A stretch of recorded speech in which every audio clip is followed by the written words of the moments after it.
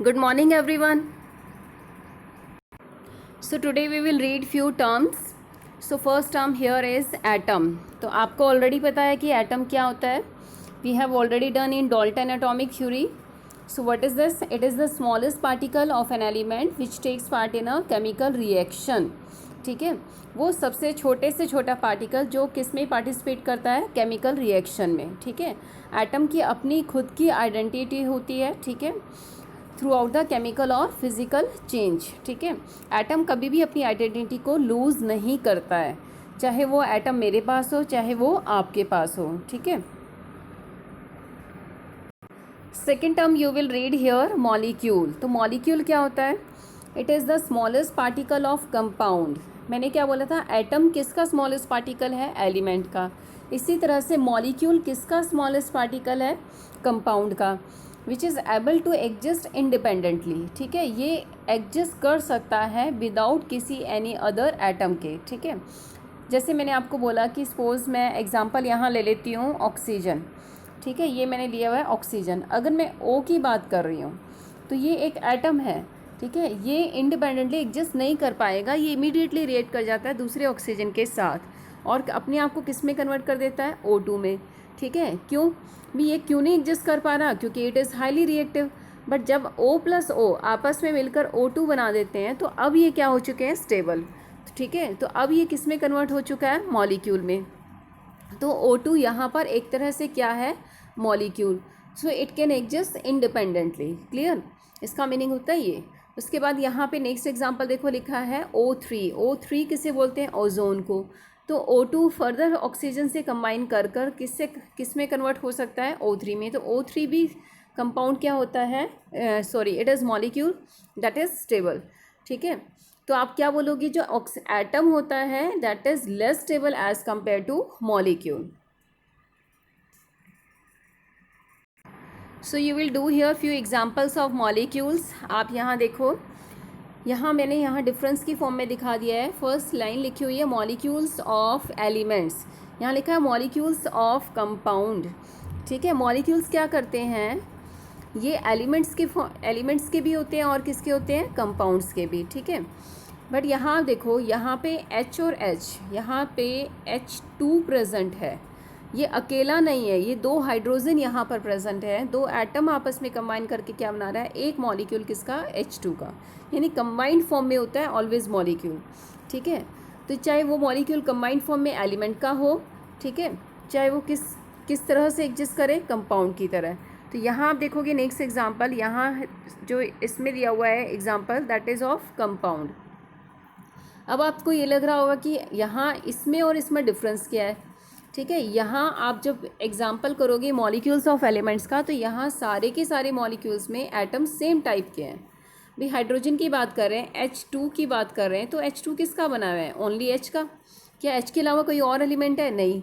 Ozone O3 की अगर हम बात कर रहे हैं तो ये किसका बना हुआ है? ओनली ऑक्सीजन का. ठीक है, तो ये किसका एग्जाम्पल हो गया? मॉलिक्यूल्स ऑफ एलिमेंट, यानी इसमें एक ही तरह का एलिमेंट है. बट अगर आप बात करो किसके? मॉलिक्यूल्स ऑफ कंपाउंड्स में, तो यहाँ आप देखोगे यहाँ दो डिफरेंट एलिमेंट्स आपको मिल सकते हैं. ठीक है, दो डिफरेंट एटम्स आपको मिल सकते हैं. तो यहाँ सेम एलिमेंट है और यहाँ पे डिफरेंट है. तो डिफरेंट कैसे? ये अमोनिया है. अमोनिया का फॉर्मूला क्या होता है? NH3. तो यहाँ कितने नाइट्रोजन है? 1. हाइड्रोजन कितने हैं? 3. क्लियर, तो दो डिफरेंट एलिमेंट हो गए, एक तो नाइट्रोजन दूसरा hydrogen. In the same way आप देखोगे अदर्स एग्जाम्पल, यहाँ आप देख लो. नाइट्रोजन के केस में ओनली N से बना हुआ है. वाटर, ऑक्सीजन और हाइड्रोजन दोनों से बना है. ऑक्सीजन ओनली O से बना है. Carbon dioxide carbon and oxygen से बना है. Clear, so this is the difference between what? Molecules of elements and molecules of compound. So next term you will read here compound. आपने atom किया, molecule किया, अब क्या कर रहे हो? कंपाउंड. तो कंपाउंड क्या होता है? ये किससे मिलकर बनता है? when atoms of different elements combine together in a definite proportion to form a compound. ठीक है, आपने वहाँ भी किया था, लॉ ऑफ कांस्टेंट प्रोपोर्शन के अंदर भी किया था. उसके अंदर भी ये डेफिनेशन आई थी कि एटम्स जब भी कंपाउंड बनाते हैं तो एक फिक्स रेशियो में कंबाइन करते हैं. ठीक है, यहाँ एग्जांपल मैंने क्या लिया हुआ है? H2O. तो देखो यहाँ पे हाइड्रोजन के एटम्स कितने हैं 2, ऑक्सीजन के कितने हैं 1। भाई सोर्स कुछ भी हो, वाटर चाहे आपको रेन वाटर से मिला है, पॉन्ड वाटर से मिला है, कहीं से भी मिला है, तो फॉर्मूला तो सेम रहेगा। ठीक है, इनके बीच की रेशियो क्या रहेगी, ऑलवेज सेम। क्लियर। तो यही क्या होता है कंपाउंड। कंपाउंड के अंदर कभी भी रेशियो चेंज नहीं होती if they are made up of same type of elements. Clear. मैं ये नहीं बोल रही हूँ कि ग्लूकोज में रेशियो कुछ और होती है बट वाटर में कुछ और है, तो आपने कंपाउंड चेंज कर दिया है।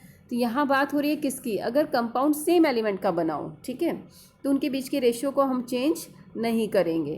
Clear. So this is called compound.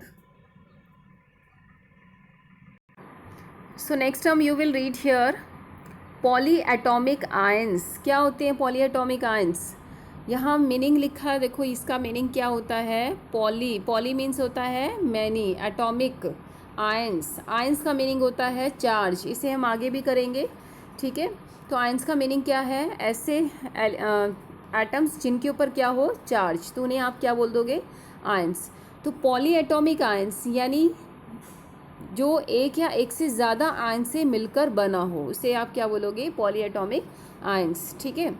तो यहाँ आयंस वर्ड लगने की वजह से आपको क्या दिखाना है, इन पर चार्ज। तो यहाँ -2 का चार्ज है, यहाँ पे -3 का चार्ज है। ठीक है। तो पॉली वर्ड अब किस तरह से रिप्रेजेंट कर रहा है, यहाँ पे सल्फ़र भी है और ऑक्सीजन भी है। यहाँ 2 डिफरेंट एलिमेंट है पर कितने हैं, टोटल कितने हैं, टोटल हैं 5।